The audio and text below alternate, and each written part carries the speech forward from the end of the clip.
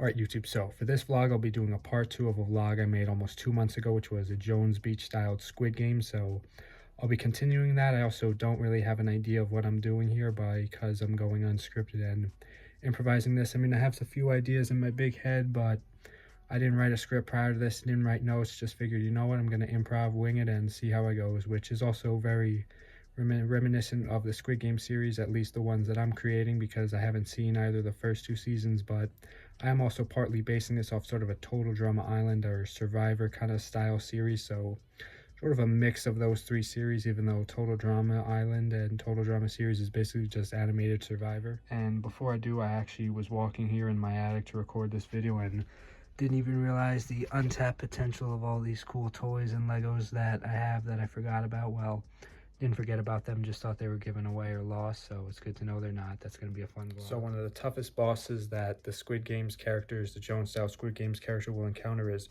Registeel, as he is a legendary Pokemon made of pure steel. So he does have a hidden weakness that is a spoiler I will not be giving away in this vlog, but just know once you find his weakness, you'll be realizing that this big beast had a very obvious and faulty weakness similar to the Star Wars Death Star that was a major flaw hiding in plain sight. This next character, Gallade, he's a hero or the anti-hero of the series because sometimes he helps the hero, sometimes he helps the villains. He's kind of a bounty hunter but with a heart of gold. He's kind of the jerk with a heart of gold cliche character. And in the Squid Game universe, there are many lanterns, as I mentioned in the first one, which came out almost 2 months ago. There are evil lanterns, but lanterns are not inherently evil as they're a yin and yang balanced concept. But unfortunately, some lanterns took advantage of that and became evil and terrorized the seas and anyone who dared to swim in them. But other lanterns are the guardians of the sea and protect those people and the guardians of the ocean. These ones are sort of a melting pot as they are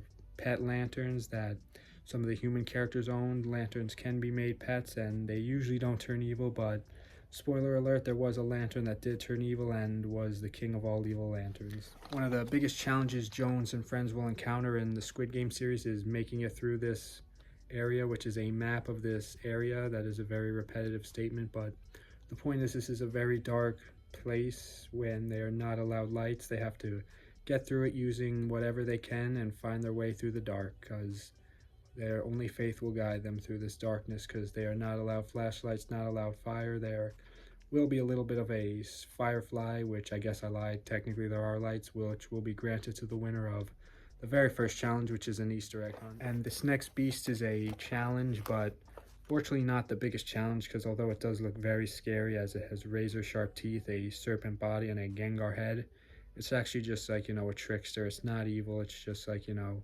likes to mess with people and sometimes gets carried away. But if you know what hits the fan, it'll help the heroes overcome their challenges, as it is known to do that. So in a way, Gengar Snake is kind of the anti-hero as well. This is really old. Pokemon Ranger bookmark. Wow, this is an antique.